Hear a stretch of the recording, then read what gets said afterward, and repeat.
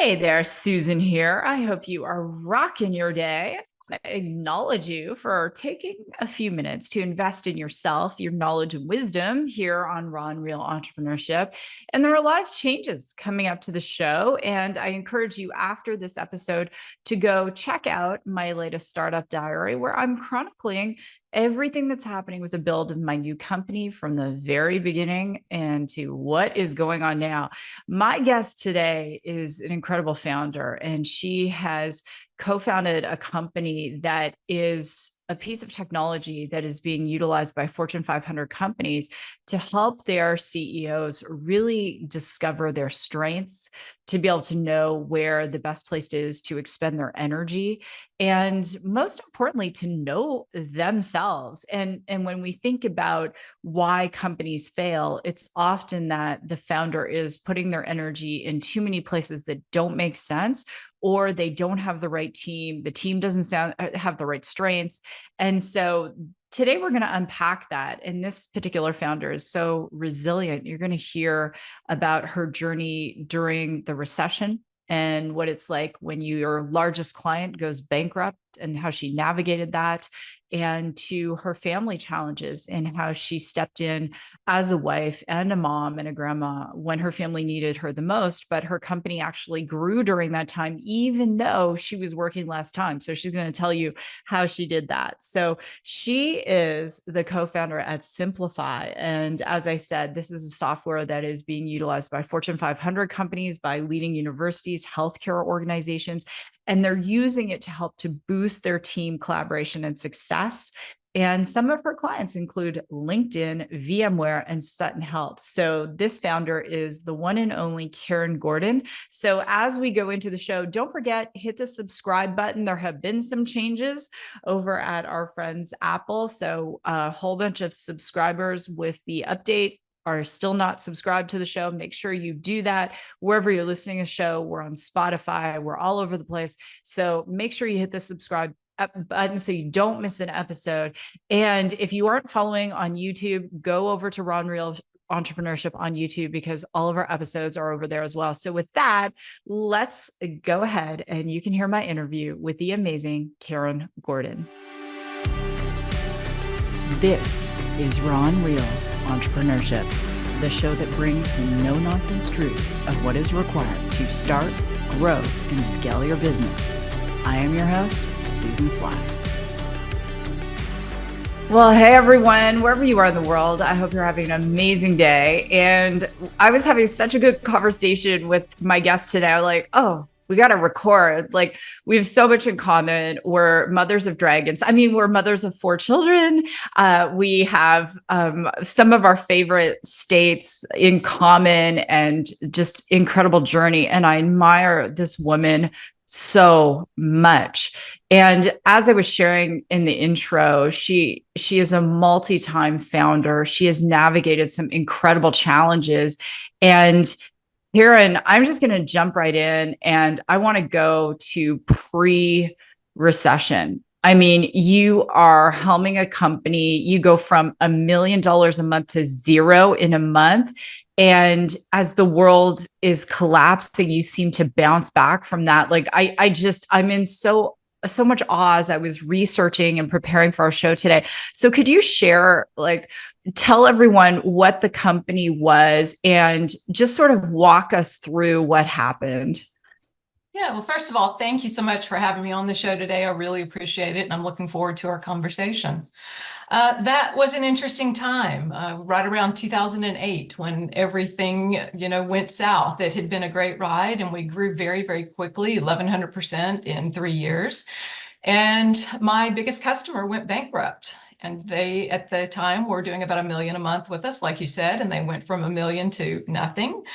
And it was literally overnight. And I had to say, okay, what's next? How am I going to pivot? And I've been entrepreneurial my whole life and decided it was time to build something new. And luckily, I came across something that I was very passionate about, because I can tell you, with that first company, we had tremendous growth, tremendous external success, but I was pretty miserable because I didn't love what we were doing. We were doing telecommunications and data. It was training and documentation and RF engineering, but it really wasn't changing the world. It wasn't changing people's lives. And I found myself doing just a ton of volunteer work to try to fill that satisfaction part of life. But with this company that I have today, I'm able to have both success and satisfaction. So it blends that giving back ideal that I have, as well as being able to do something entrepreneurial, which I've always loved. You mentioned something really key about the sense of fulfillment, right? And especially as women, when we look at the data on women founded companies, women are resilient. We will often stick things out for long periods of time. One of my friends and the founder of Une Femme Wines, during the recession, she lost her champagne bar in New York. And just disclosure, because I have to FTC disclosure, I'm a investor in Une Femme Wines. I had Jen on the show, and she took what she had, Karen, in those resources, and she went on to found this company, and now they're doing business with Delta, Neiman Marcus, and they were just in Times Square. It's just it's incredible. So my question for you is, you're going through this, and there had to be this moment, like when you're on a roll. I'm not a roller coaster person. My daughter Avery loves roller coasters. She and my husband will go on them, but the ones where they just drop you like crazy. There had to be a moment when that customer went bankrupt that you had that like that moment. Can you talk about that? Because I know we have listeners right now who are maybe on the cusp of that. And what was that like for you? Yeah, I think the hardest part of it was actually having the people that work for me and depend on me. And fortunately, we were able to give them time to find other opportunities. And, we had enough in cash reserves that I was able to keep them on until they found their next opportunity, because that was the hardest thing, was just feeling like I was letting them down, and that, I didn't want them to have to suffer because this happened. But fortunately, we had planned appropriately, and we're able to do that for them. And how did you handle it emotionally? Because we're looking at, this is 16 years ago, right? The kids are teenagers, Mhm. you know? Yeah, I mean, like you said, I've always been pretty resilient, and I've had a lot of faith in my ability to do the next thing. And my gift, if you look at my 5 dynamics, is I'm high explore and high execute. So I see opportunities in the strangest places, and then I can create something from those opportunities, because I have the energy to actually do something with those ideas. And so, I was just able to lean on that and have that blind optimism that it was going to work out, and fortunately it did. And if you look at the statistics of women who create successful businesses over $1 million a year, it is a very, very small number. And Mhm. it's less than 2% of women-owned businesses that become more over $1 million in business. And so to be able to do that multiple times, it's just something that's in my DNA. It is rarefied air. And there are, those same statistics, if looking at women business owners, we know that women-led startups are more profitable than male-led startups the first 2 years. And as a technology founder, why do you think that is? I just think that we have to be very careful with what we do have. It's so difficult to get funding. And honestly, throughout my whole career, I had enough opportunities that I never really felt the big difference between women and men until it came time to look for outside investment. And that is the one space where I absolutely saw a difference. I was looking at some of the ideas that were being funded, and I'm thinking, I would never put my money there, and here we are with a successful business that's growing quickly. And it was so tough to try to find people to invest in the business. Yeah, I feel that women have to prove themselves more. And I know that firsthand. And I always felt like you did. And then the analogy I gave was this. So if we look at less than 2.5% of women-led pitches to VCs get funded. Now we did see a lift in that starting in 2023. So we'll see, what the 2024 numbers are. But when you look at, say, brown and black women, it makes up 0.1% of that 2.5%. And so yet the number is about 68% more profitable those first 2 years. And so I just got back from Silicon Valley and Karen, like, let's see. So I'm an angel investor and I also, invest in the stock market. If I knew a stock was going to perform 68% better, it would be attractive. Like, what in the world? It's ridiculous. And the analogy I gave was, I grew up running track and field. And I said, it's like that, everyone's running the mile, but as a woman, I have to start a whole lot back. Right. And to your point, like some of the things that get funded are just really, I have a friend, he's a multi-time founder, many exits. He's like, I've never even done a PowerPoint, yet I'm the person who is like OCD about any of my decks that I'm putting out. And I feel that women are scrutinized more. Do you think that's the case? We have more to prove? Well, certainly what I've been told and I've seen in the data is that we're asked different questions when we do pitch. They're very concerned about the data and about, very minute things. Whereas they buy into that more with the men. And honestly, we've done studies, over 60,000 people who have completed our methodology, our assessment, and we've looked for differences from a neural pathway perspective, from a brain perspective. And there really aren't. There are very slight differences between the way we think and the way that men think. And so to me, if I'm an investor, I want to know, does my person that I'm investing in, do they understand their strengths? And are they surrounding themselves with people who complement those strengths? Because none of us have awareness in all of the dynamics that are required to make a business successful.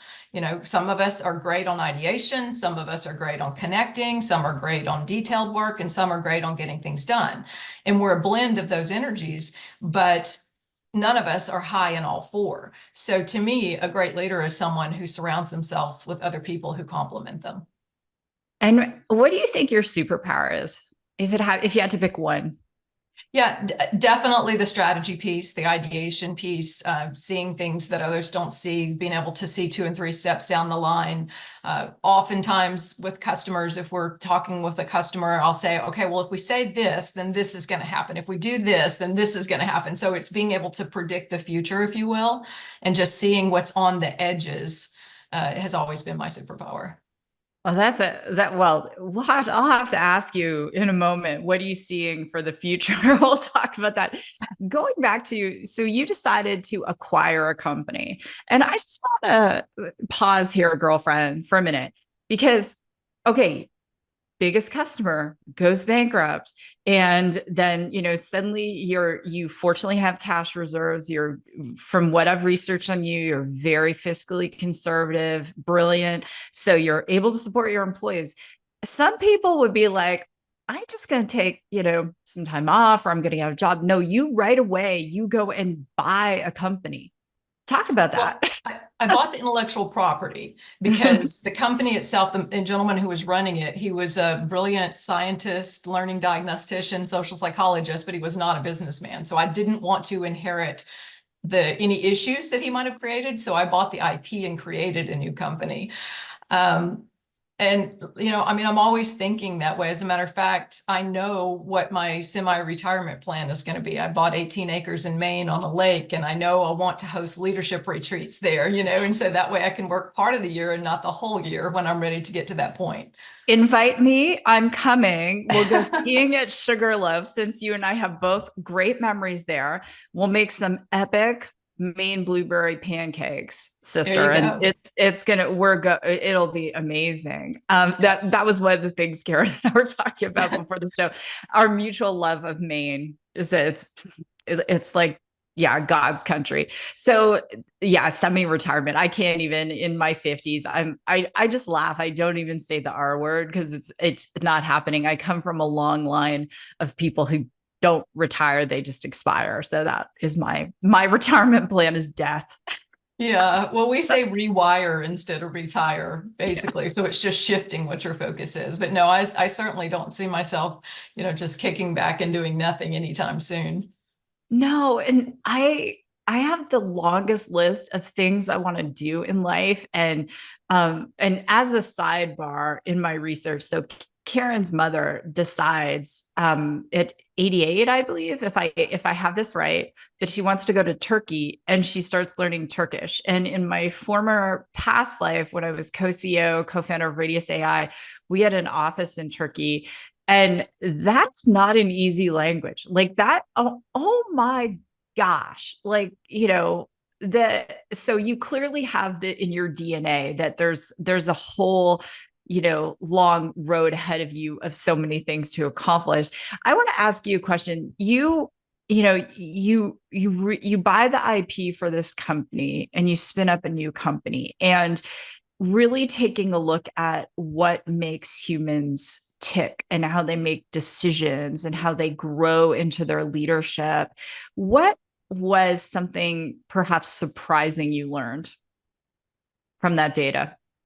Well, I think that for me, I mean, the reason that I was attracted to this methodology is because I had been such a young leader with my first companies, and I didn't know anything about how to lead.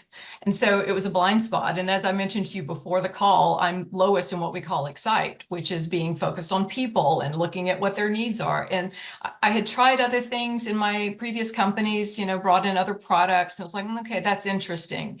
But it didn't really change my life, and it didn't change the way that I lead, and it didn't give me immediate actionable insights. Whereas when I was introduced to this methodology, that's what happened. And I was a customer first who fell in love with the IP and knew that, Mike he didn't care about corporate America. That was never what his focus was on. He was focused on education. He was focused on helping students get unstuck. And so I just saw the opportunity to utilize this with getting teams unstuck, from getting leadership teams unstuck in particular, but just anyone, by understanding what they do naturally and what they miss. And so for me, that's really why I was so attracted to it, is because it helped me as a user first. And that, which is, and that is so often going back to my husband, Chris, and I were talking about just in terms of strategy and thinking about Warren Buffett, like don't invest in something you don't understand. And I would say dot, dot, dot, and don't invest in something, because when you acquire IP, you're investing. When you start a company, you're investing, right? You're on that cap table. Don't invest in something you don't understand, but also don't invest in something you're not highly curious about, because curiosity is what solves problems. Like Edison, right? Like if he wasn't curious about solving that problem, he would have given up after 1,000 tries, not I think 2,000, to get the light bulb. And even with what I'm building at the pause, being a woman in menopause, I'm like, oh, I get the problem. And I've like, it's not that it's very easy for me to understand it, and I have a curiosity around it, which I know you do. So there, one of the things I read is what happened, I believe it was around 2018, Mhm. and your daughter gets diagnosed with cancer, then your husband gets diagnosed with cancer. Mhm. And there are a lot of discussions on entrepreneurship, and I know you've been interviewed many times, as have I, and it doesn't always get to that depth and realness of, oh, we're building a company and we're focused on the EBITDA. And then, like, what about our personal lives and what's going on behind the scenes?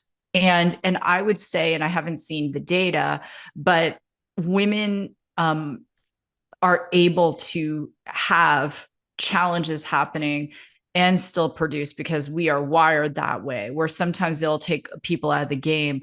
But let's go back to that moment. Your baby girl is diagnosed with cancer.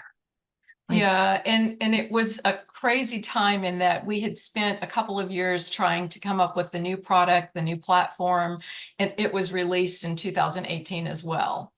And both my daughter and my husband worked in the company. So not only was there the personal, there was the company, the void that was there and everybody needing to lean in.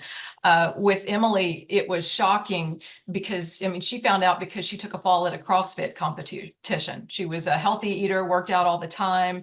And she had a tumor that was 18 centimeters. And when she took the fall, it dislodged the tumor, which started creating pain. So she went to the doctor thinking she'd broken her tailbone or something, and they found this tumor. And the type of cancer was one that's never even had one study done on it because they've never had 50 people who had it that they could research it. And so it was absolutely terrifying to have your 30-year-old daughter being diagnosed. And then, like you said, 4 months later, my husband was diagnosed with cancer as well. And so it was just one of those things that you do what you have to do. And what I had to do was keep the business going. I would spend a week with Emily, and while she was going through her, she would do her chemo treatments, and then I would stay to take care of her 2 small children because she was a single mother.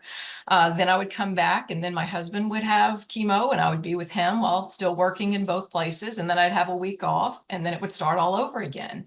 And this went on for 6 months. So, Karen, my superpower is curiosity. So I have like 10 questions, so I'm going to limit it to a couple. So going back to Emily and the kids, right? So how did you navigate your day? How old were her children at that time? 5 and 12. Okay. So as a mom myself, like 5 and 12. So there's the school run, and 5 is busy, maybe different bedtimes. 12 is like needs different things, the teenage years. So how did you navigate leading your company and essentially stepping in as a mom and being there for your daughter? Like, how did you structure your day? Did you reduce the amount of time? Did you set boundaries? Like, how did you do that? Yeah, it's really the same way that all of our employees work, which is with total flexibility. And so what that means is we set goals, we align on goals every single quarter. People know what they're supposed to do. And then it doesn't matter what time of day they do those things. It's just about you just get it done when you can get it done. And so, of course, yes, we take the kids to school. Emily, bless her heart, during the chemo time, she slept a lot that first week. And so really there wasn't a whole lot that needed to be done. So after the kids were at school, then I was able to get some work done. And then, of course, when they come home, taking care of them and getting them ready for bedtime, and then working again after they're in bed.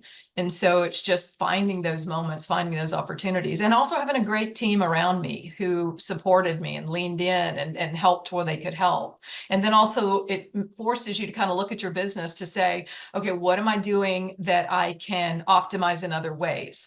Instead of getting on and doing every single sales demo, because at the time I was the sales team and our business doubled, by the way, during that terrible year, it doubled. So it was pretty crazy. And so it's like, okay, I can do a video that does the initial demo. And then if people have questions, then get on the call with them. So it's just looking at ways to optimize what you're doing and to get more done that way. And while this is going on, Emily's going through chemo.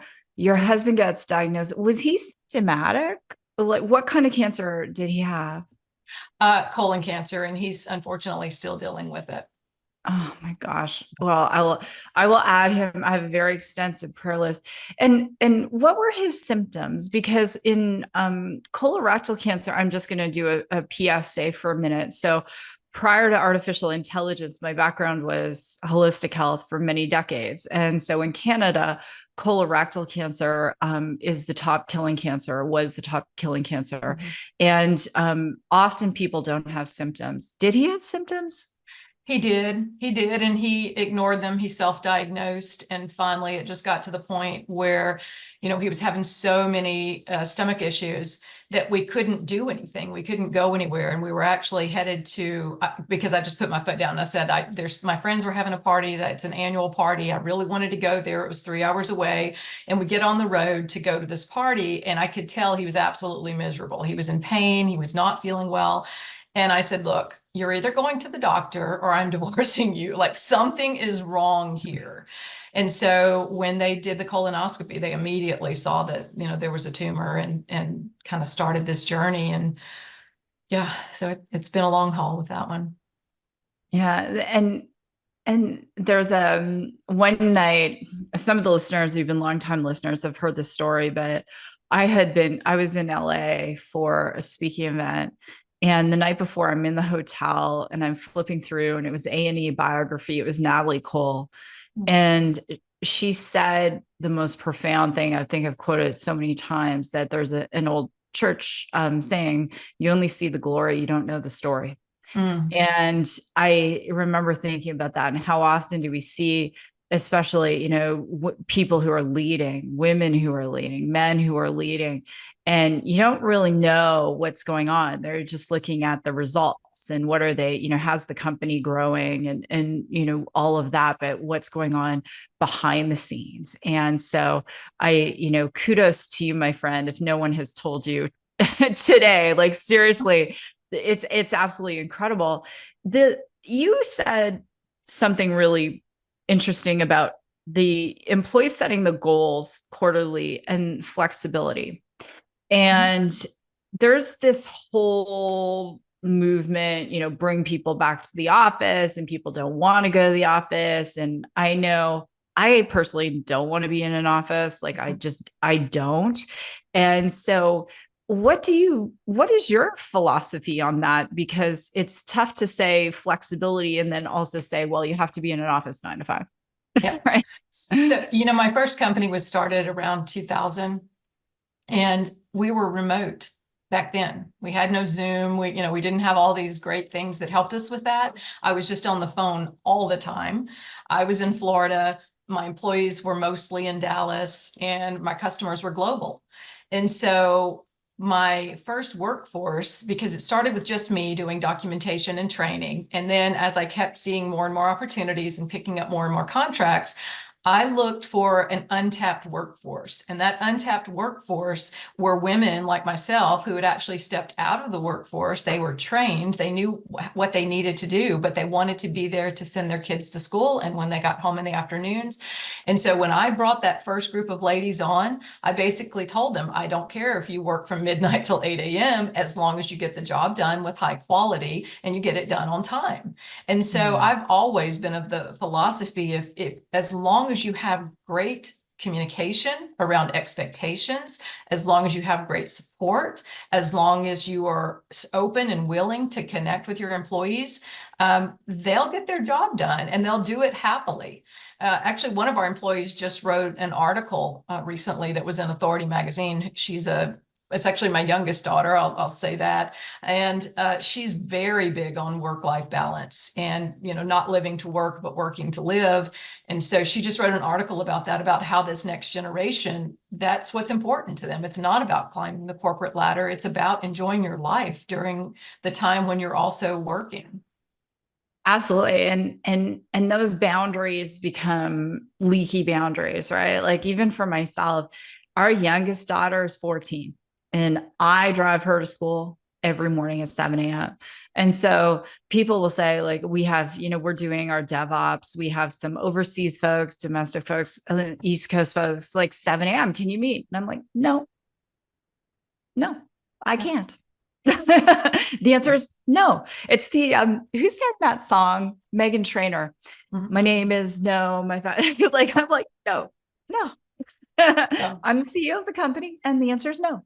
Yeah. And I think that the piece I would say is that you actually become more productive when you're clear on your boundaries, because the work gets done. When you're aligned, when you're focused, when you know what that goal is. Even last night, one of our team members, we're building a company, so a lot of people are fractional, right? And so he's got other things going on, but I said at the beginning of the day, I said, one goal is this. And he's like, we're getting it done. And at 9 at night, it got done, but that's okay. Like, it doesn't matter as long as it gets done. So I want to bring us to the present moment and talk about Simpli5. And, I'm pouring on the website and I'm like, thank God, right? So where did this concept come from? And what gets you up in the morning now, and it brings you that excitement, Karen? to keep building? Because you've been an entrepreneur for a long time and endured, on the parallel path, everything that's going on with your family. Mhm. So the core methodology was developed by a gentleman named Mike Stern, and Mike was focused on education. He focused initially on students in Maine who were labeled as learning disabled. And what he recognized, as he would say, is that he was teaching disabled. He was teaching like everyone else was teaching according to the industrial model of education, which does well for students who are high exam and high execute, detail oriented, rote memorization, they can get things done, but it didn't serve those students who learned in a different way. Maybe they need to see the big picture before they can focus on learning facts. Maybe they learn by connecting and sitting with other people and having conversation and restating concepts. And so he began to understand and look at where they got hung up in the learning process and where they moved smoothly. And once he started teaching to where they moved smoothly, they improved 3 grade levels within a 9-month time frame. And Wow. so it was phenomenal. So he had, like I said, no desire to focus on anything corporate America. But what happened is the parents of those students saw the benefits. And then they would say, this is great to get people unlocked and to kind of understand what they see and what they miss. Can you come and do a workshop with my team at work? And so that's really kind of how it got pulled into corporate America. But we still have a product that focuses on learning. And we're still seeing phenomenal results from that, including a 7-year longitudinal study that followed these students after they went into the workforce. And these were students who were at risk, underprepared college students. I mean, many had come from just horrible situations. Many had been in jail, many had been in gangs, but they were able to successfully go through a community college program initially. And what we saw 7 years, and we didn't do it, this was like a third-party company that did this analysis, but what they saw is that they were making 60% more than their counterparts who had not had the benefit of going through a program that included, and the 100% of the program was not our methodology, but it was a big piece of it. So. That's incredible. And so now, like where you're sitting, like give everyone a purview sort of into the company. How many team members do you have? Who are your ideal customers? Like what is the next, step for Simplify? Yeah. Well, as you know, with any company, the biggest challenge is trying to decide where to focus your energies, but especially in a smaller company. And so the challenge with our methodology with Simplify is that it has benefit everywhere. It has benefits for an individual, for personal relationships, for learning relationships, and at every level of organization. Anywhere you have one or more people working together, there's value. But we've really had to focus on those customers who use this in a systemic way. So they have 1,000 employees or 25,000 employees that are utilizing the methodology. They use it as a common language, and then they apply it in many different ways, whether it be onboarding or conflict resolution or team collaboration or leadership development. There are ways to apply it. But as a SaaS company, you certainly want an organization that understands how to use this in an ongoing way, because you want them utilizing this thing that they've invested in, not just once or twice throughout a year, but every single month as they're building that into other pieces. And so that's our ideal customer, is an enterprise customer that has 1,000 employees or more. Okay. So that in terms of that piece around a company, right? It's like one of the challenges of success, if we could call it that, is where do you focus? As you said, you have an incredible piece of technology and it is applicable in so many ways. And we see companies that over diversify, then we see companies that go too narrow. And there's that sweet spot of, timing in terms of all sorts of things and getting tailwinds. And my final question for you, Karen, is you continue to climb the mountain and charge the mountain as a leader in femtech, as a mom and a grandma and a wife. What advice, just if you were sitting down and having a cocktail or a coffee with another founder who's going through some very tough challenges right now, what advice would you give them? I mean, it'll sound self-serving, but honestly, it's about knowing yourself. knowing what your strengths are, and then recognizing what you might be missing. Because again, none of us see everything. None of us are focused in all of the areas that are required to make a business successful. So, whether it's a first-time founder or someone who's been in business for years, I just can't overstate the importance of understanding the way that you see things, the way that you move through processes. Because we know with building a business, it requires all of the phases of a project that we've discussed. It requires not only having great ideas, but being able to communicate those great ideas, being able to turn those great ideas into detailed plans that other people can then follow and help you to execute on. And you need all of those elements. And we all have preferences as to where we focus our time and our energy. And some of us, we love the beginnings, but we don't love the endings, and we don't have energy. That's not as interesting for us. So we need to put somebody on our team that's going to focus on those endings to make things happen. So to me, that's the most important thing. And I see that with, we've worked with Global 1000 CEOs across the world, and we've looked, are there common energetic preferences? And there aren't. But the one thing that they all have in common is that they understand themselves and they surround themselves with people who complement their energies as opposed to people who are just like them, which is what is the natural tendency we want to do, because it feels good to be with someone who thinks the way that you do and moves through the world the way that you do. But those aren't the people that you need the most. You need the ones who are completely opposite, or complementary is really what we like to say.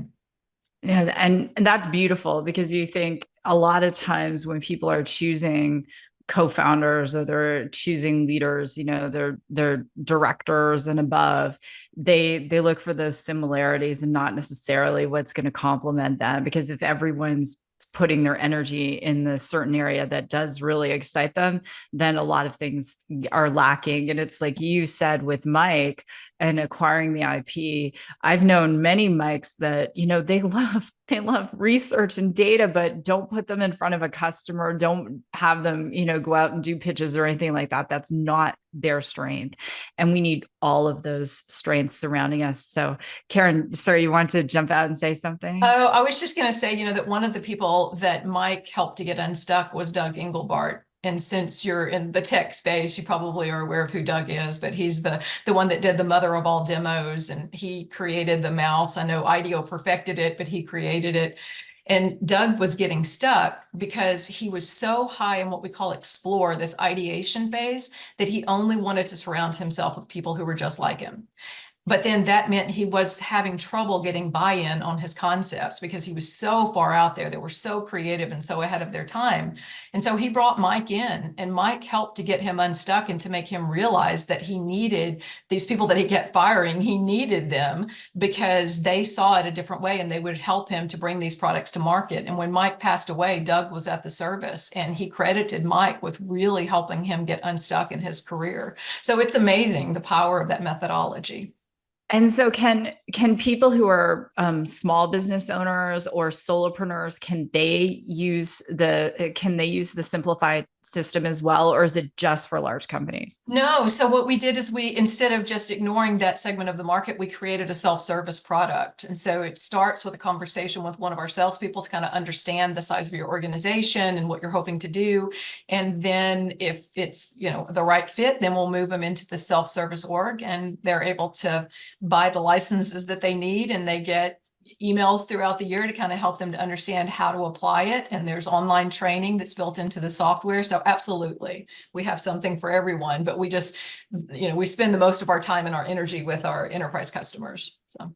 Yeah, that makes so much sense. And I love that too. It's like when you have something that can benefit so many people, to gate it away from, how does a big company ever exist? It started with someone's idea, who was a founder, who started, and they gutted it out. They defied the 90% failure rate, and they grew it. And to be able to say, hey, we can serve this community as well. We don't have to manually serve the community. And it's so smart, Karen, but we can still serve that community. It's brilliant. So for everyone listening, I encourage you to go check out the Simpli5 website. There's a link to it in the show notes.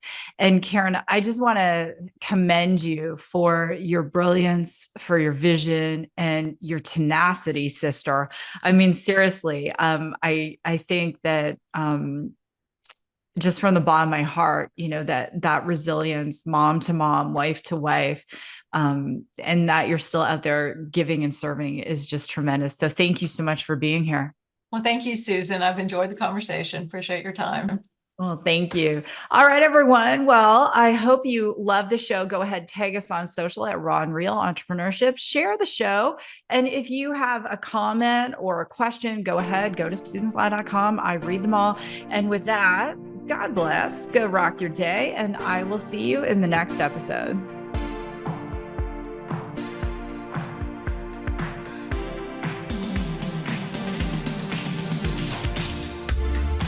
So it is startup diary time, friends. And these are unscripted. This is really just me, whatever is on my heart to share in terms of the journey of founding a new startup. And in this episode, I want to talk about the power of saying no. So I have just interviewed Karen Gordon, who's the founder of Simpli5, and she has been through tremendous challenges. At one point, her daughter is diagnosed with cancer. She's a CrossFitter. She has a fall and she thinks she's just got a bruised tailbone, and she ends up having a massive tumor and a rare form of cancer. And then while she's caring for her daughter, who's going through chemo, and her grandkids, her daughter's a single mom, her husband gets diagnosed with colon cancer, and now she's caring for him. And during this time, Karen talked about how she was able to just take care of her family, but also be able to build her business. And I asked her, I said, how did you set those boundaries? And she said, I was taking my grandkids to school, then I was working, but I surrounded myself with a team who have strengths, and flexibility is so important to us. And we set our goals quarterly, and people have the flexibility as long as they produce the goal. And that really inspired me as a founder, because right now, in terms of building technology, if you've ever been in charge of a product build, there are a lot of nuances to that. So you're spinning up environments, so technological environments. So it might be an environment on AWS or Microsoft Azure. As an example, you are getting a new GitHub license. You have Jira, you have all these different tools, and there's usually one throat to choke. So someone who is the master admin on all of those things, and then suddenly the notifications, and there's multiple meetings, and you might be using dev team to save money that is overseas. And so there are a lot of pulls on your time. Plus you've got to raise money and you've got to sell. And perhaps like me, you have kids at home right now. Three of the four kids are home for the summer. And then you also have aging parents like I do. And so with everything going on, it's tempting to be a yesaholic. And when you're a yesaholic, it means that you're saying yes to every meeting, every demand on your time. Someone changes a meeting and it's not convenient for you, and you're saying yes, and you're driving your kids to school, and you're on a meeting, and you're supposed to be with, sitting at the bedside of your aging parent, and you're in a meeting. And for me, I just didn't want to do it that way this time. I wanted to be in a place where I was getting to do my meetings and getting to be present and getting to serve the people that I wanted to serve, and not having this sense that I'm overscheduled and overprogrammed. So saying no is not easy at times, because there is this whole FOMO piece. But if you say no, you actually respect yourself more, because when you're the one starting the company, just because someone's asking for a time, it's convenient maybe for them, but it's not convenient for you. It's okay to say no. It's okay to set boundaries. It's okay to say, I know myself and I'm true to myself. And I know that in order for me to perform my best, there are certain things that need to happen. And that time optimization is key. When I wrote the book, Organize Your Life, back in 2015, I spoke about this. We all have different times of the day.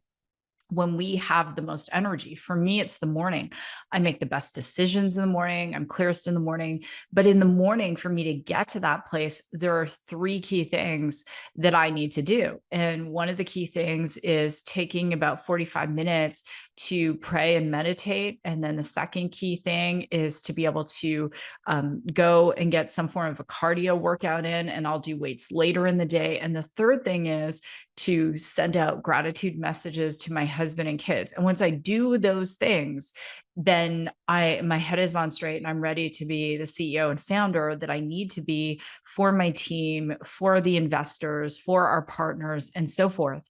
And so I had to get to the place where saying no was okay. And it wasn't about that I, was being a person who was inflexible. I gave a lot of other options, but it's saying no because I respect myself enough and I respect the person that is wanting to meet with me enough that they deserve for me to be 100%. And I'm not going to be 100% if I haven't done the things I need to do to be in the right headspace, and I haven't done the things I need to do to be able to prepare properly for whatever that meeting is going to be. So it's just some thought for you this week in terms of Startup Diary, and I'd love for you to drop a comment below, and I'd love to hear if there's a topic you want me to talk about. Go to susanfly.com, send a message. I have made a lot of decisions, and you're going to be hearing about those in the coming diaries, about really guarding my time, about daring to pivot some things, and just even some strategic decisions. So anyway, thanks for watching this episode of Startup Diaries. And again, subscribe, drop a comment. I'd love to connect with you.